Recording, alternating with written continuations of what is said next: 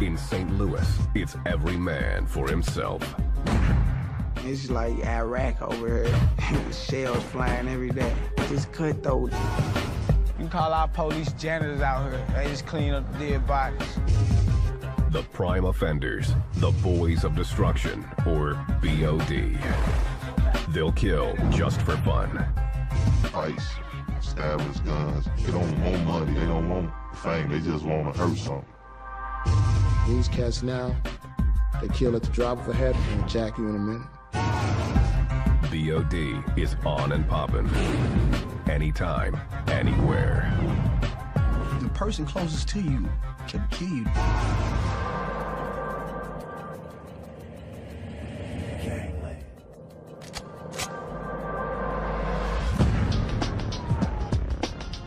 St. Louis, Missouri sits on the banks of the mighty Mississippi River.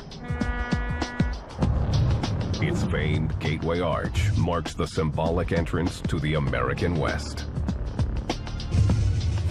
St. Louis isn't large, ranking 52nd among U.S. cities in size. But its murder rate is among the highest in America. And on its northwest side, gang warfare is common. We have a high murder rate for this city. So somebody's always trying some monkey shit all the time. Somebody gets up, somebody gets killed, somebody gets shot. Anything can happen. This is the inner city of St. Louis. You get killed by your own friend down here. There ain't no such thing as a friend down here. You got a family and you got who you grew up with, that's about it. There are as many as 10,000 gangbangers in St. Louis, which is 1 in every 35 people. The bloodiest conflicts among gangs are those between rival factions, where red battles blue, and the dividing lines are drawn. In the 314, that line is Martin Luther King Drive. It's like the line you don't cross. If you go into his backyard, then you in enemy territory, and he come across that into your backyard, they're in enemy territory. The southwest side belongs to the Boys of Destruction, or BOD. The Boys of Destruction were probably the most organized and deadliest group that was out there. We the BODs, we the Boys of Destruction. We destructed everything we touched. Piper asked to have his identity concealed. A BOD since the early 1980s, he's one of the gang's founding members and a respected leader. He describes a childhood scarred by gang violence. I went through a lot of changes and things that I don't think I would have went through as a regular kid, then get into a gang and change to fights, stabbings, guns. Piper knows firsthand how powerful the allure of gang life can be. You got guys that will shoot, rob, they'll do anything just to be down to try to seem like they cool. Or they'll do anything possible you imagine to be down with you. The BOD's fiercest rival, the Horseshoe Posse, runs the northeast side of MLK Drive. It's always been the Horseshoe. For years, this goes back over 30 years. So it's always been this, even before, you know what I mean? In bigger cities, there are places to hide from your enemies. That's not the case in the Lou. St. Louis, your enemy is right across the alley. They don't need no car. All they have to do is get the guns and bullets and walk around the corner. Our town is smaller. All the players know each other. It's like you can't over me and I not see you, was for sure. We'll see you again, we'll bump heads again. That's what makes it real dangerous. Sanchez Smotherman, known as Psych, is a leader in the Horseshoe Posse.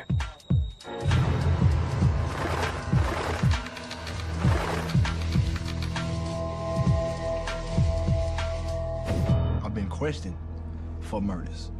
I got a reputation for being a tough guy, for setting examples on people who thought I did play. Like when the dog go piss on the tree, he leaves his scent right there. So I was infamous for leaving my mark.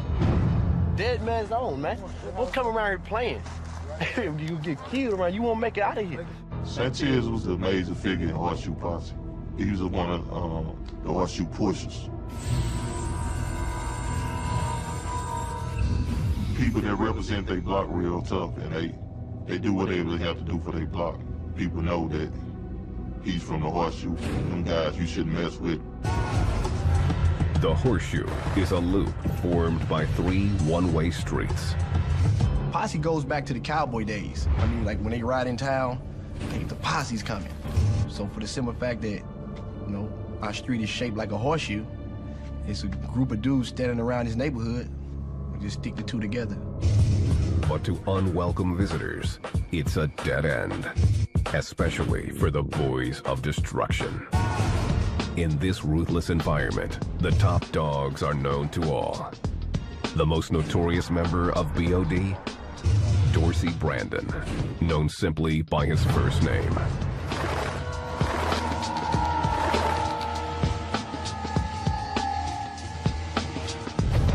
Most gang members use an alias on the streets to conceal their identity from police. Dorsey didn't deem it necessary to hide. Dorsey would admit it. You know what I do. I can hear him saying that now. You know what I do. I just ain't doing it now. Dorsey's reputation for lawless brutality has made him a legend in St. Louis. Dorsey, because of his propensity for violence, you know, his nature, his temper, it was short. He had a real quick fuse. Dorsey's life was always violent. He was 14 when he was shot for the first time. A couple months after that, when he was still healing up, the police called him on the corner and then stomped him and like dug their fingers in the holes in his chest and all that. He was not no egotistical person. He was just being himself. You know, you got some guys looking, you know, that like the glory and the fame, and I want this image. And he was just being plain old himself. Raymond Dixon, a.k.a. Rainbow, is Dorsey's brother.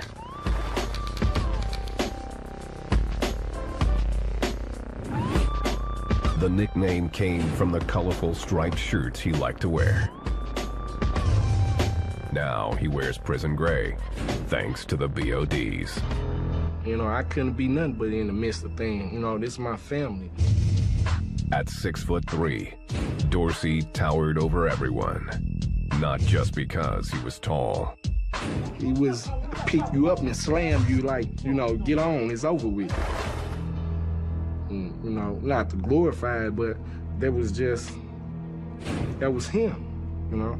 To me, he was the craziest dude alive. But he took care of everybody. Dorsey made us who he was. He was extreme, but to him, it probably, look, I'm protecting my loved ones. When Dorsey was hit, he would hit back. And it took one burst of gunfire for him to declare war on the Horseshoe Posse. October 1991. It was a warm night, and Dorsey was hanging out on a friend's front porch just a few blocks from the rival gang's turf. Suddenly, a car pulled up, and 2 men with 9mm opened fire. He was in the wrong place at the wrong time, on the wrong block. There's no telling what Dorsey gave them before that. Dorsey dove into his car as the shooters sprayed the vehicle with bullets. He was hit 7 times in the chest. Prayers went out, hoping he, you know, we don't lose him. Dorsey survived, barely. It could have been just another drive-by shooting on the streets of St. Louis. Except for one thing, the shooters picked the wrong target. He was well known for using his weapon. He was a pretty quick with his gun and anger. Yeah, he had a temper. I didn't see him give many people passes when, you know, he had them down bad. Like, Don't let them go. Dorsey didn't know who had pulled the trigger, but he was ready to take out any Horseshoe Posse members he saw. The violence had escalated to an epidemic portion, and that's when everything exploded. Just the city was in chaos. It was crazy. People started going to jail, people started getting killed.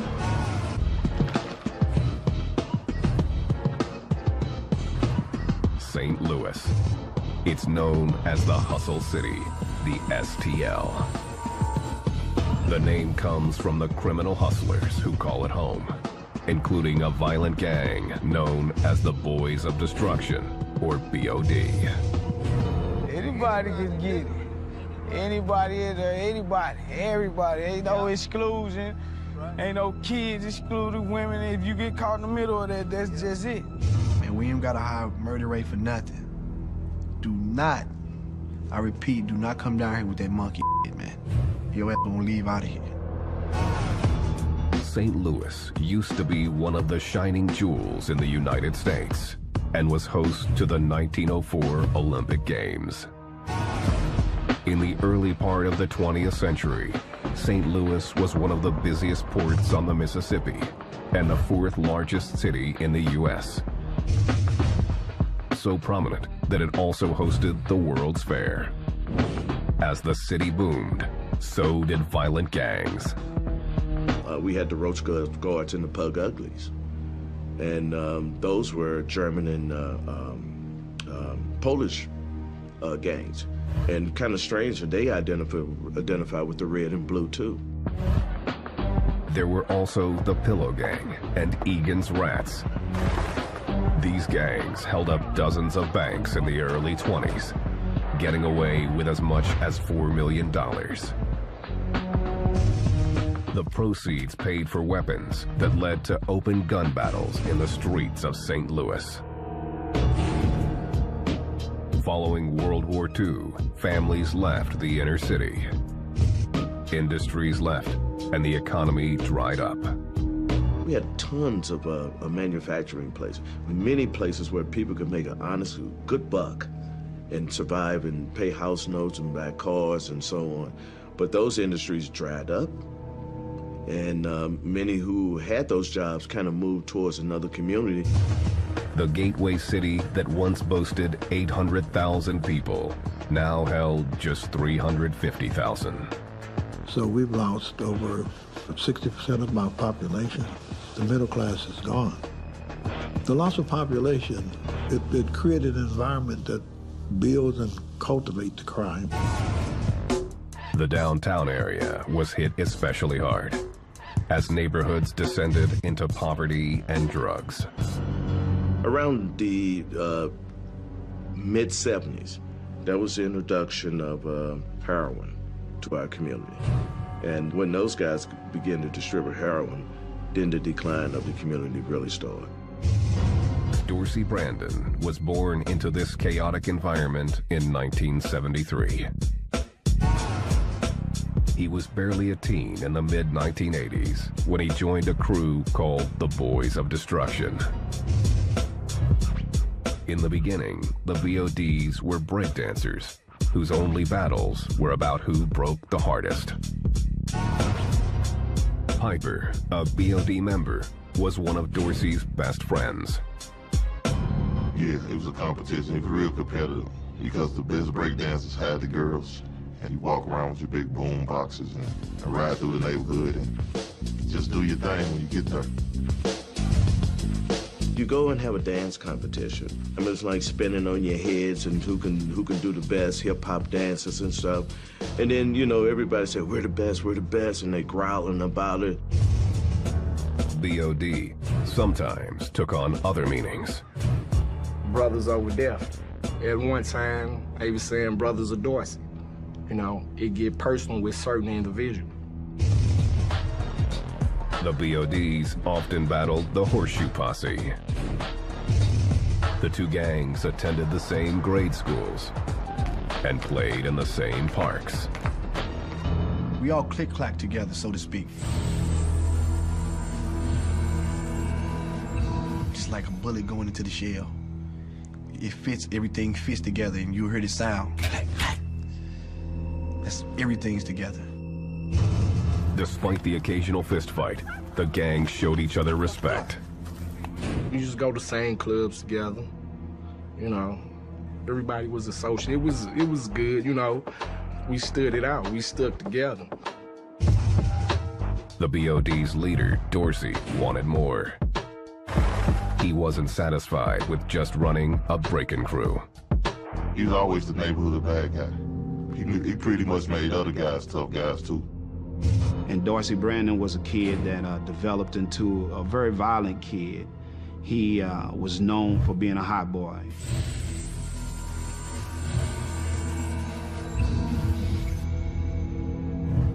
He was respectful to the police, but he would cause havoc on the street with the citizens and other rival gang members.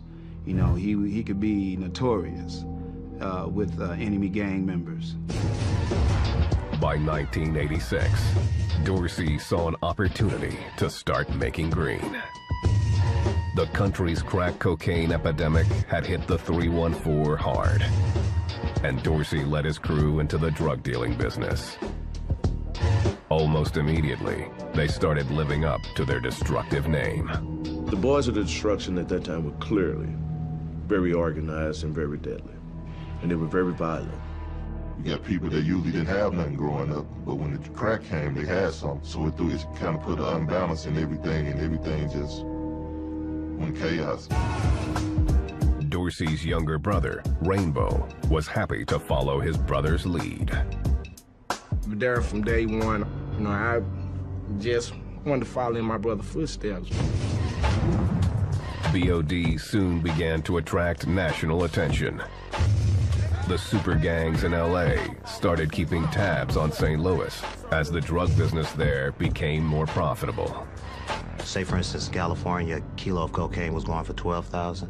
By coming to St. Louis, you can automate that same kilo's worth $30,000. The LA gangs wanted a piece of the action. Then, street by street, they supplied drugs to the locals who ruled those corners, including the BOD. This new gang culture exploded in April 1988, when the gang-banging movie Colors hit theaters. Its depiction of LA's warring Crips and Bloods inspired local gangs to take up sides. It hit St. Louis like a windstorm, a snowstorm, a blizzard out of nowhere. Overnight, different neighborhood groups that already existed were adopting Crip and Blood identities. Everybody trying to claim and be the man. Everybody want to be the toughest gang member, Crip and Blood that it was. And stuff just got crazy. BOD and the Horseshoe Posse decided to be Bloods, until Dorsey discovered he didn't have enough enemies.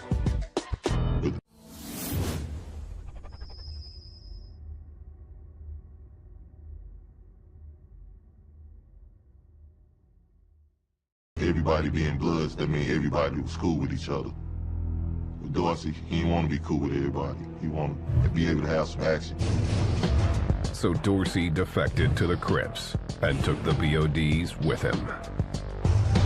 Case was like one of the first really Crip sets out around that time. And it's like the whole West Side is majority Bloods around there. So, of course, we're gonna be the main targets. The BODs began affiliating with a citywide network of gangs. They soon had allies all over St. Louis. Instead of just relying on the 30, 40 people or 10, 15 people that may be in your immediate gang, if your connections are right, you now have access to over 100 people. BOD ruled with an iron fist.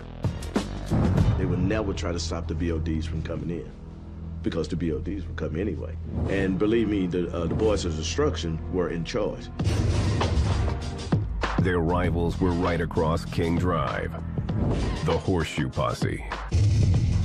With just 4 lanes of asphalt separating them, battle was inevitable. One side, the Horseshoe being Bloods and the BODs being Crips, naturally they had conflict. Then with the Crip and Bloods, you had family members and people that was really close at one time. Probably used to walk over their person's house as a kid and play with them. But with the color thing, it broke all that up. They were now sworn enemies. Rico Boyd, who was born in the neighborhood, describes the rivalry as life and death. If you was caught on the other side, you better have your pistol. Or you better know how to run, one or the other. Dorsey became the undisputed leader of BOD, while his equal in the Horseshoe Posse was a gangster named Hitman T. Hitman T was bent on being as big of a rival as Dorsey was. And so that means the borders would clash. And it was war against the Boys of Destruction. The 2 biggest gangsters in town had a wary respect for one another. Dorsey and Hitman T, they had run-ins with each other, but it was always, they just clapping at each other. They gonna shoot at each other and that be that, but neither one of them really actually did any damage to each other. But they did damage to a whole lot of other people. Then, in March 1991, Hitman T was caught in enemy territory with nothing but a can of spray paint. He got caught one morning spray painting, and some guys drug him in his alley, but he can only fight him so long until somebody came running down the alley with a shotgun, and they shotgunned him. Hitman T's funeral almost became a riot when the angry gangs confronted each other. Police quickly stepped in and broke up the fight, but tensions remained high. The ultimate disrespect occurred after the funeral, when Dorsey is said to have dug up his rival's body. They pried the casket open, put the body in the car with a smell like that, drive it over to the mother's house and throw it on the porch, all that. I really can't confirm that. That could be a touchy subject for somebody in this man's family. Dorsey and the BODs were now firmly on top. The streets of St. Louis were running with blood, and no end was in sight. You got some guys that just love the action. They don't want money, they don't want the fame, they just want to hurt something.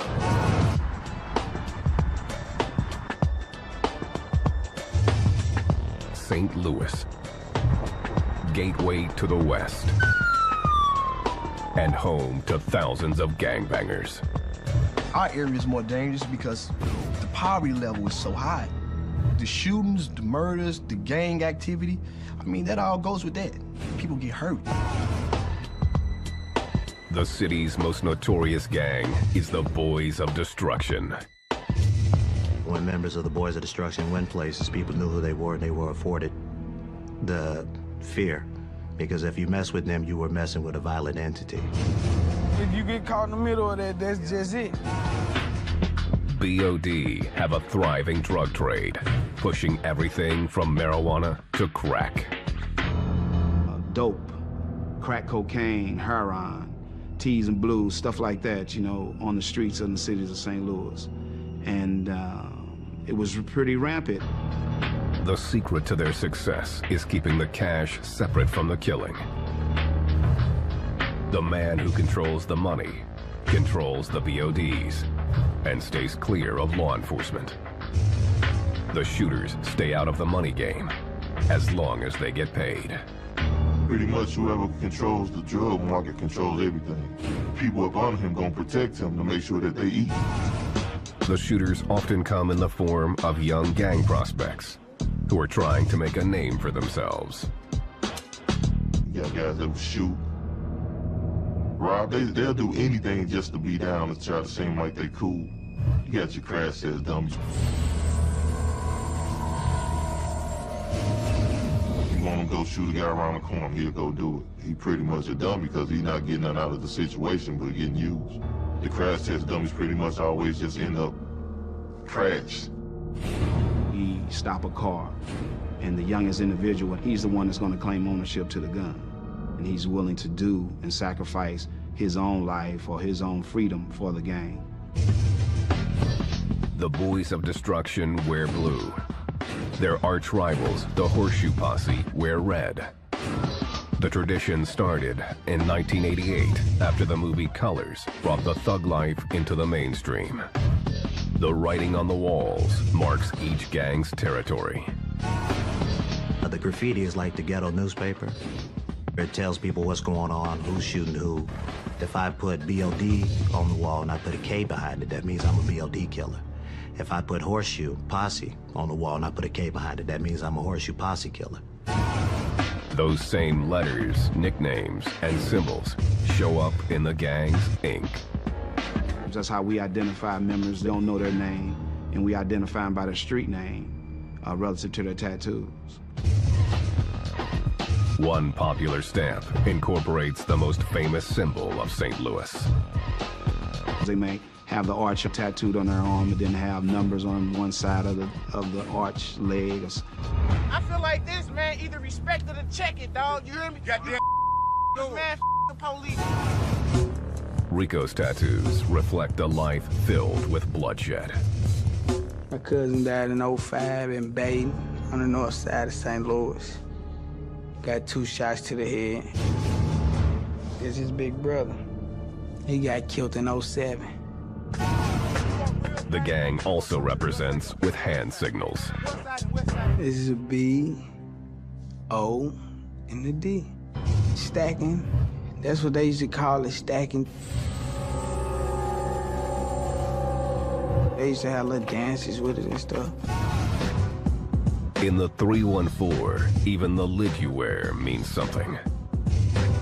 The BODs represent with the St. Louis Blues gear.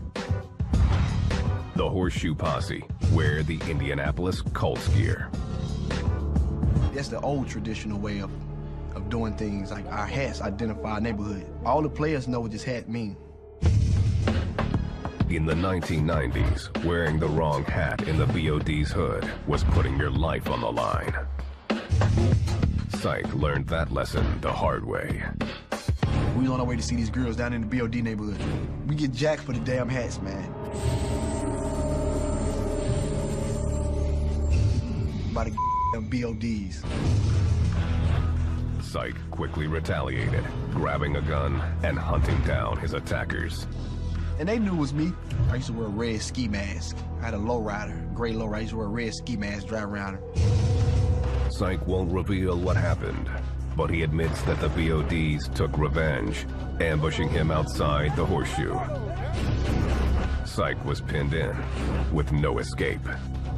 And I'm backed up in traffic, dropping this damn girl off. And some cats run out this alley. The BODs run out this alley. Man, they try to gun my car up, man. The BODs opened fire, but Syke managed to get away. Syke gives credit to his attackers, whom he suspects he knows. It was a perfect plot. I give it to him. It was real strategic of him. Whoever put that down, I think that was Rainbow. We had our differences. They clique shooting at each other, people from our clique shooting at each other. People being rivals is no telling what one would go to the extent to do to get rid of the other. That was especially true when it came to Dorsey, whose main mission was maintaining his power. It's like drive by every night, non-stop. That was it.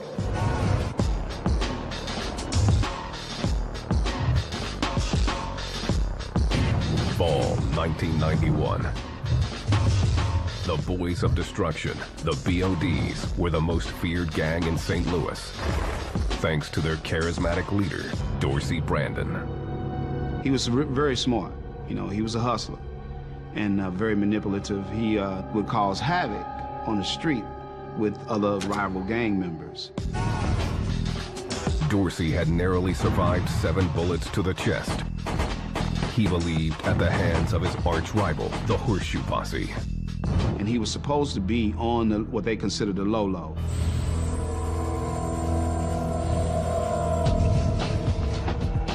Dorsey wasn't about to lay low.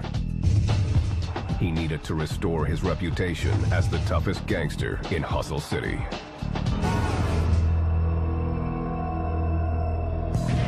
October 30th. Dorsey had been back out on the streets for 2 weeks when he went to the Rose Lounge, a popular nightclub. The usual, just go up there, have some drinks, mess with ladies, and pretty much the typical street thing. The nightclub bordered Horseshoe Posse territory. Rival gang members would come because it's set on the perimeter of Dorsey's neighborhood and right on the boundary line of other gang-infested areas also. Rainbow can't say just how it began. Old secrets die hard. But someone started trouble with one of Dorsey's friends. The BOD's leader wasn't going to stand for that kind of disrespect. He got into it with somebody, four of his associates, his friends, you know, and they got into it with somebody in the club. Dorsey was outside the club when a truck drove up, and someone fired off 2 rounds. He ended up shooting Dorsey. He pretty much just opened all his other wounds up, and he pretty much just suffocated. He couldn't breathe. He just ran out of air. He died a tragic death, you know. He died by the same things that he practiced on the street. I was able to respond to that shooting, that scene. And when he died, he had like a smile on his face. Dorsey was only 18 years old. News of his murder quickly spread through the Gateway City. After his death, a lot of RIPs, remember Dorsey MPs, a lot of BODs where you would see RIP Dorsey, Boys of Destruction. He was good to us, but he was bad to everybody else, put it like that.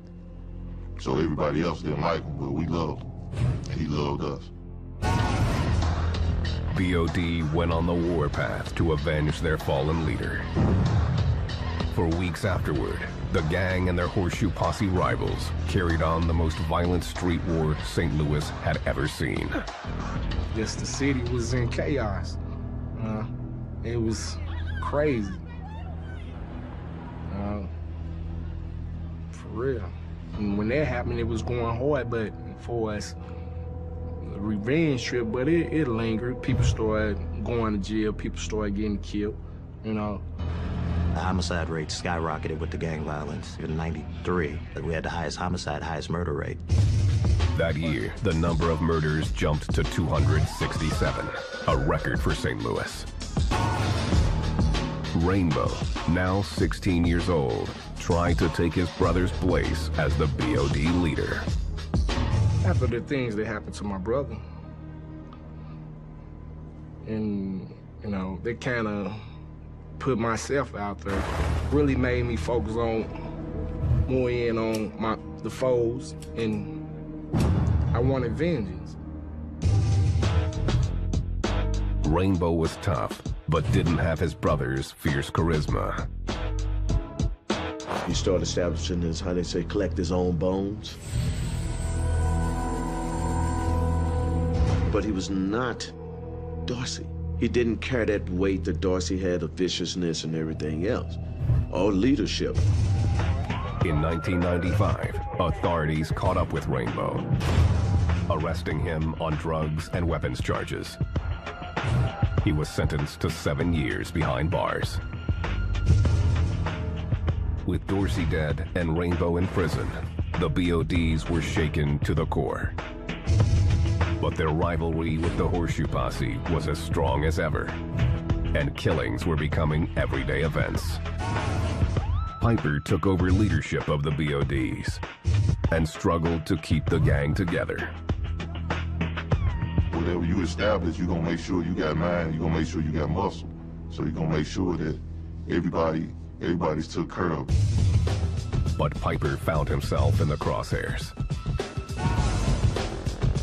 In 1999, he was hanging out with friends outside a local garage when a rival gang member walked straight up to him and opened fire. I started to run. He hit me in the back, in my lower back. I'm just laying there stuck, bleeding, can't move because everything from the waist down had died. Guy stood over me, but he didn't kill me. So I was thankful for that. Piper was paralyzed from the waist down, but even today won't give up the shooter. Because in the streets you don't tell. Even though I heard about who did, I still never said nothing about it. Piper spent the next year learning how to walk again. But his injuries did nothing to slow down his gangbanging. I was cooking up drugs in my wheelchair. I kind of got worse in the streets. I started selling more dope. I started doing more things. Everything that I did before, I did more because I felt like at any time I could lose it. Piper was hanging tough, but the gang was under assault from all sides. Several other members, elite guys, were killed. And then the police were very effective in getting rid of the rest through law enforcement matters, you know, getting cases, sending them to prison. As rival gangs muscled in on the BOD's turf, anarchy became the norm. By 2000, there was a new creed in the hood. Anywhere, anyone, anytime. Anybody can get it. They'll kill anybody. They don't care who it is. And you can look at a person wrong, and if it's just that wrong person, it shoots you.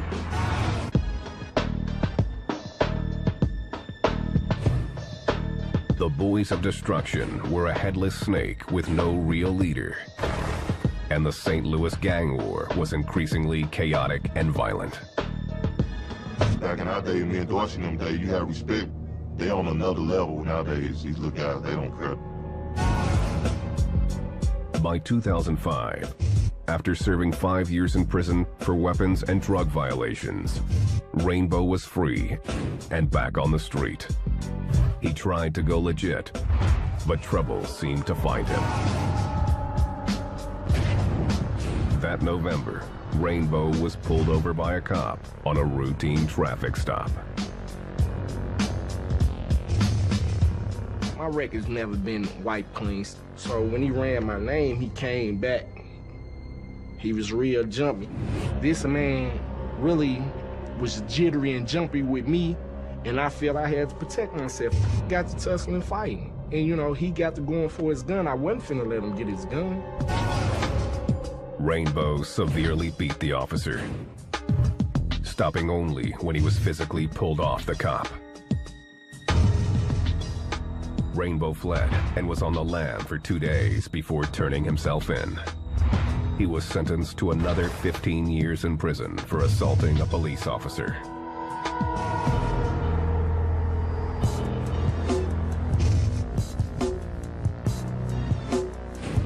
Today, the long-standing rivalry between the BODs and Horseshoe Posse is changing. Though the BODs still sometimes represent with the color blue, both gangs have severed their ties with the LA gangs. Every culture has changed. People gravitate to certain things. But I look back on it now, it's a bunch of, oh, that was stupid. That was just the way of life then. Instead of shooting it out, they play by new rules. Red and blue make green.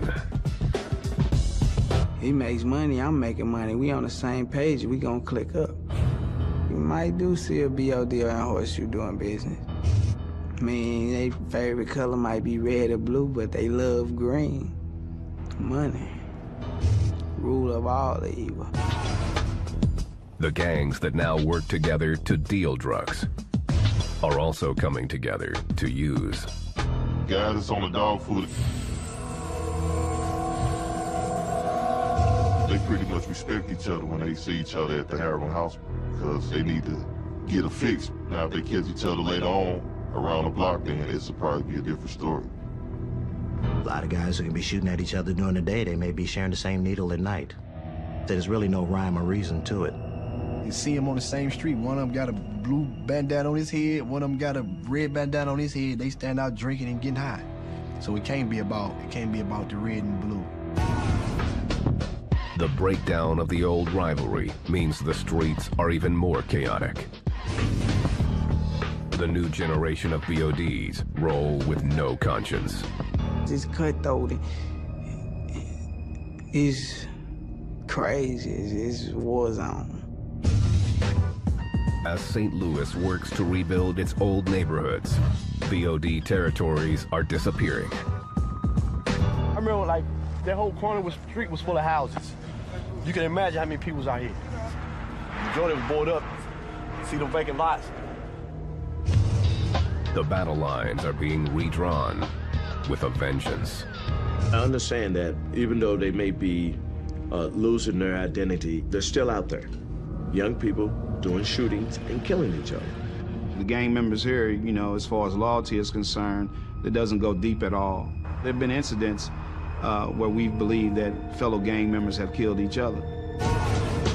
Piper often visits his old neighborhood, and with the help of a federal probation program, is trying to stay sober and complete job training. I don't feel bad about the stuff I did. I hate it that now that I'm older, when I see what I did, selling drugs was hurting my own people. I understand that now. But at the time, it was just survival. It's an uphill battle. And a lot of these guys, since they've never worked legitimate jobs, they don't understand that type of commitment. Their commitment is live fast and die young. Piper is no longer active, but says he'll always be a BOD, though he's critical of the new generation. Still got the younger guys that pretty much call themselves boys of destruction, but they don't really have no respect for nothing. Rainbow also says he'll be a BOD as long as he lives, though his days behind bars have given him plenty of time to think. At the end of the day, you know, you done lost your loved ones, or someone you known. It really shouldn't have went like that, where you can't rewind no bullets or nothing like that. Rico says being a BOD is a birthright that he can't escape. And I say, that's not where I'm from, or that's not my hood. That's like saying, my brother's not my brother, or my family not my family. It's like disowning your last name, almost. But he's decided to leave the old hood behind. In 2007, he moved to a North Side neighborhood, a place his mother hoped would keep him away from gang violence. She was wrong. My first week living over here, it was 5 murders within 7 days. And about a mile radius from that corner to this end. Right in this area, so we put right in the hot zone over here. That's exactly where we moved, right in the middle of it. Rico has decided to get a day job and is trying to stay straight. But temptation and risk are everywhere. This particular night, his new neighbors are keeping an eye on Rico and his BOD brothers. Yeah, I seen somebody driving by. They rolled by about 5 times since we've been sitting up here. Gotta keep it up, boy. Where them guys at, man? Watching for the man. We gotta be easy out here, boy. Stay on them tip tops. Yeah, they try to catch you slipping. It's been this way in the hustle city for decades. And there's no sign that the bloodshed is slowing. Well, the gang activity in St. Louis is fluid, and you might say it's just as fluid as the Mississippi River we're located next to. It's a situation that's constantly changing and constantly evolving. The gangs are always lethal. You should never, ever play them cheap. It's a noticeable difference. The feel of it.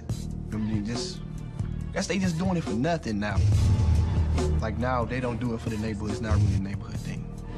It ain't about the Crip and Blood. It's more now, they just getting high and shooting. That's all they do is make money to buy bullets and guns. It's gonna be way worse than it is now. My advice to the parents is to get life insurance on all your kids. And that's sad to say, but it's true. In St. Louis, it's every man for himself. It's like Iraq over here. Shells flying every day. Just cutthroat. You can call our police janitors out here. They just clean up the dead bodies. The prime offenders, the Boys of Destruction, or BOD. They'll kill just for fun. Fights, stabbings, guns. They don't want money, they don't want fame, they just want to hurt something. These cats now, they kill at the drop of a hat and jack you in a minute. BOD is on and poppin'. Anytime, anywhere. The person closest to you can kill you.